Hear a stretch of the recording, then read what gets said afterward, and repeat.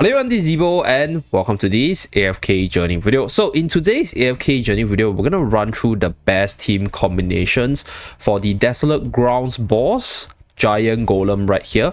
So my guild just hit the Endless boss right here, and I actually went through quite a few different team variances to do like idea testing and different positioning, and also like different unit combination, rather than following like some of the like different team recommendations out there.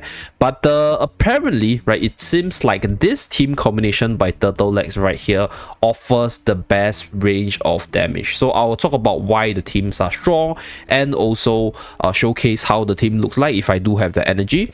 So right here, as you guys can see, we have quite a few records, and all these different records are from all my guildmates, and some of them actually have pretty good like records even though they don't have super developed unit. For example, the very first team right here, if we go into like the top damage range right here, let's start with the 100 build side. As you guys can see, so this is the Cassidy together with the Elsa comp. So this one is replacing Mikola with Cassidy, right? So it's also pretty decent, right? So there are possibility of modifications, so I'll talk about them as well. So these are all from all the different record sharing as well as the different damage done by the different members. So we'll talk about it. Let's start. Okay, so the best team combination is one which involves the light barrel factional talent. Let me just reposition the units, and then Elsa is here and then Mikola is here. So the artifact of choice is tight core spell right here. So this relies on the light barrel factional talent to allow your whole team to spam their skills, and then the tight core spell will be able to activate a lot of times and do a lot of damage. So this is how this comp works, and obviously your damage cap will be better if you have a better factional talent. So because this boss over here takes more damage from your prime carrier, and also your team benefits from the factional talent right here. So mine is currently at level 34. Mikola in the team is obviously for the buffs because all the units will be really close to the boss itself. Lucius is for the shielding because this boss has a skill right here which deals continuous damage to all enemies, and after casting this skill enters a state of paralysis. Wait, let me just check. Oh, over here, yeah, Astral Strike. Okay, so this skill over here deals damage to all enemies, and the target hit will be knocked down for 6 seconds and have their haste reduced if they receive skill damage. So one way to not receive skill damage is to have the shield over your team, so that when this skill hits, your team will not be debuffed. So that's why we have Lucius in the team. So Korea and Rowan is obviously there for the damage as well as the factional talent combo, and then Elsa is obviously there to spam her skill. Okay, so without further ado, let's start this battle to showcase how the run looks like. We're gonna go at one time so that you guys can see how this team works. So I think you guys probably have seen the light barrel combo featuring Corinne, featuring Rowan and Elsa in multiple different maps in different battles itself. So this is currently one of, if not the best damage dealing comp generally for most of the damage dealing contents. So in I think the previous primal lot, this was also a pretty decent choice in terms of damage dealing. So for Battle Drill side, this is currently the highest damage comp, and because if you want to sort of get the best damage, you have to distribute the units accordingly to min-max your damage. So the teams on the top left hand side, they are the best combination of units, at least based on testing by Turtle Legs. So based on what I observe, for this team itself, you can replace Mikola with Cassidy, and you can use Mikola for another team. But what I realized is that Mikola in this team gives you more damage compared to using Mikola in, for example, like a Mauler melee team, or maybe in like, for example, the second team over here. So that's why I think this is the best for you to do the most damage on this team. Okay, so you guys see the combo right here. So it's just the units just camping in the middle, benefiting from the Mikola's buff, benefiting from the Rowan's ultimate spam, and then all the units will start spamming ultimate, and then the wave will just keep on coming and flushing towards the boss over here. So we're just going to 3 times it because this cycle will just repeat itself for the next 40 seconds, and then from there we will be able to do a lot of damage.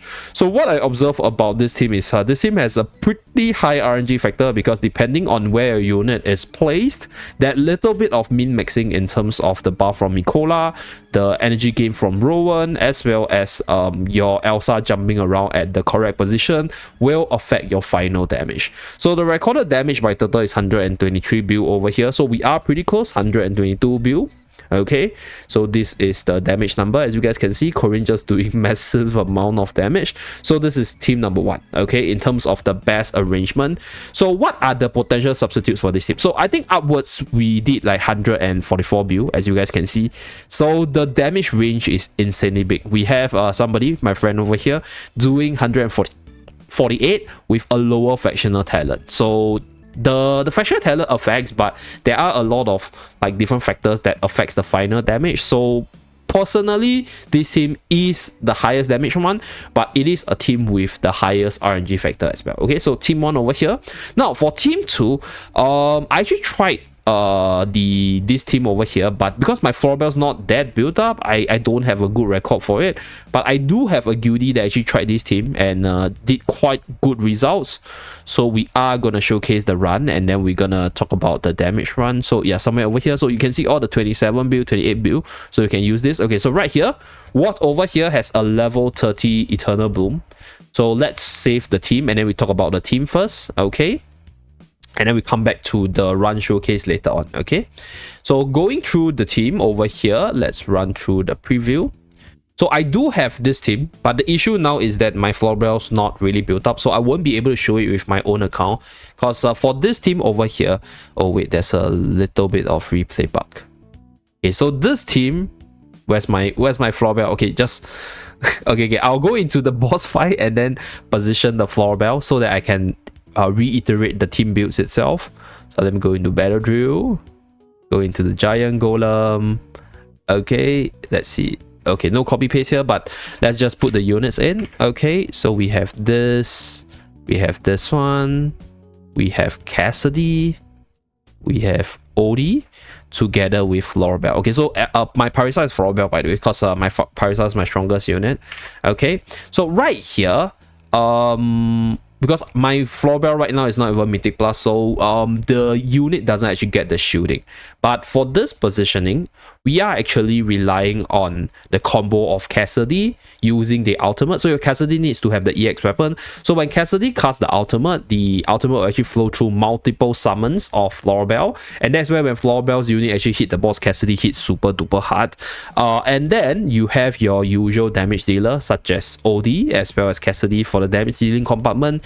You have Florabelle, Bryon as well as Damien for the wildest factional talent, so that your prime carriers get the buff attack ability. And also you have the Cassidy synergy. When Cassidy casts the ultimate, flowing through as many units as possible, she does quite a bit of damage. So for myself, because my Parisa is a little bit stronger, I actually swap out Florabelle for our Parisa here, so that my Florabelle actually buff up either of the carries to hit a little bit harder. So we'll showcase this battle, and then later on we'll showcase my team's my friends damage, right, in terms of the teams itself. Okay, so this is how the team function. So basically for this team itself, Parisa's slot will be Florabelle.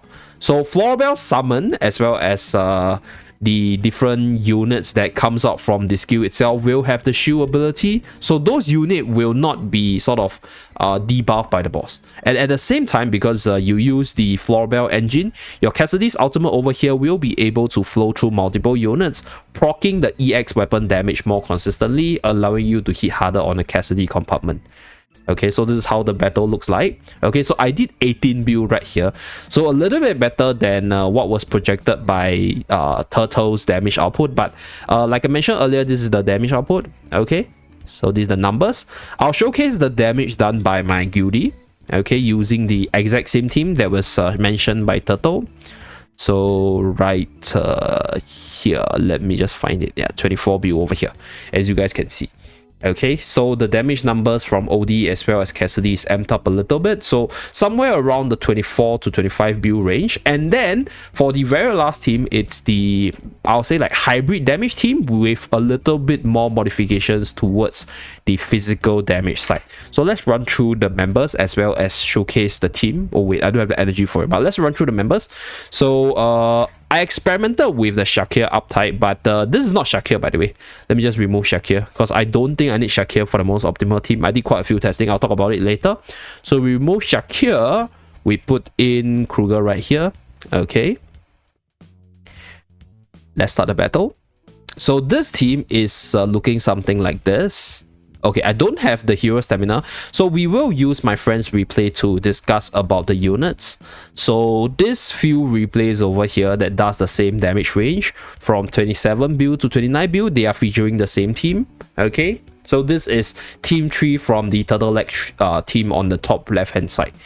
Okay, so let me just shift this a little bit so that you guys can see the team numbers. Or maybe let me shift it to the bottom left hand side. Okay, so right here, Sinbad as well as Vala, they are physical attackers, even though Vala will do the true damage, but the artifact of choice is the quick wit spell, which offers attack as well as attack speed, which benefits all the units. Sinbad benefits from it, Vala benefits from it, even Merrily benefits from it. And because for this team over here, we are running Vala together with Merrily as well as Sinbad for the light barrel factional talent activation, we can use Kruger for the debuff on the physical side so that your Sinbad can do a little bit more damage. We are also debuffing the boss with Reina, amazing debuff stuff, to allow Sinbad and Vala to hit harder on the multitude of different damage types. Because for this team, I think for Sinbad is a physical damage dealer, right? Merrily starts off as a physical damage dealer, but once she builds up her EX weapon, she becomes a true damage dealer. And then for Vala's case, I think Vala is a mix here. Let me just check again. Yeah, so in auto battle switches to swap form. So in swap form, all her damage becomes melee attack. Okay, so the damage part from the ultimate becomes true damage, but her normal attack will still be physical. So for this case, Kruger's debuff actually allows the amp on Sinbad as well as Vala. Okay, then for the artifact of choice, right, Great Sword, increase attack as well as attack speed. This buff actually benefits Merrily as well, because Merrily enjoys having more attack speed to actually get the ultimate up faster as well as shoot her arrow faster as well. So this team over here is more physical centric variant with the light barrel buff and also the physical debuff from Kruger. So like I mentioned earlier, I actually tried the combination with Shakir, but I think Shakir is fine. But the thing is, because for Kruger's debuff, I think Kruger's debuff offers more damage amp for the team. Let me just find my record. Okay, so this is the wilder side. Yeah, so this is the Shakir variant. So this is my own team. This is my Shakir variant over here.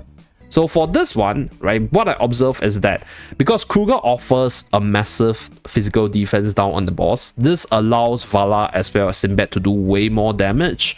But the thing is, right, even though Shakir has the Lupin Aura Haze buff, it only really benefits these two units and doesn't benefit Merrily. At the very least, I think for the Kruger case, before Merrily gets the true damage compartment, Merrily deals physical damage. So you can see that all the 3 carries over here, they actually do a lot more damage compared to the numbers I showcased just now. So let's showcase this replay right here.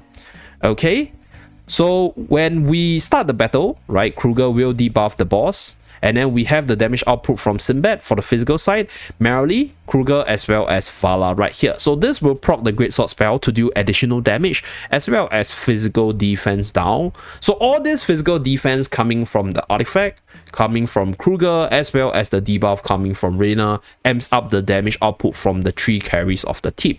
So yeah, this is basically how the battle looks like. Okay, so we're just going to go at 3 times.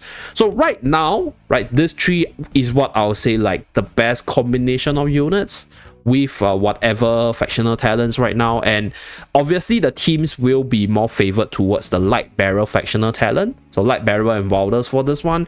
So depending on your own account, I think you might want to make the necessary adjustments, but I have tested with a more Mauler centric factional talent team. It doesn't do as well as this because I think in terms of just dealing damage, right, the wilders as well as the light barrel factional talent, they are the best. So if you guys don't have all the different units that I showcase here, you guys can just try to build the core of the team with whatever is mentioned, the ideas and stuff, and then slot in the units to get the additional factional talent to min-max your damage from there.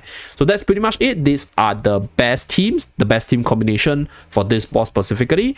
Thank you very much for tuning in. To remember to like and subscribe to see more. See you guys again in my next video. Bye guys.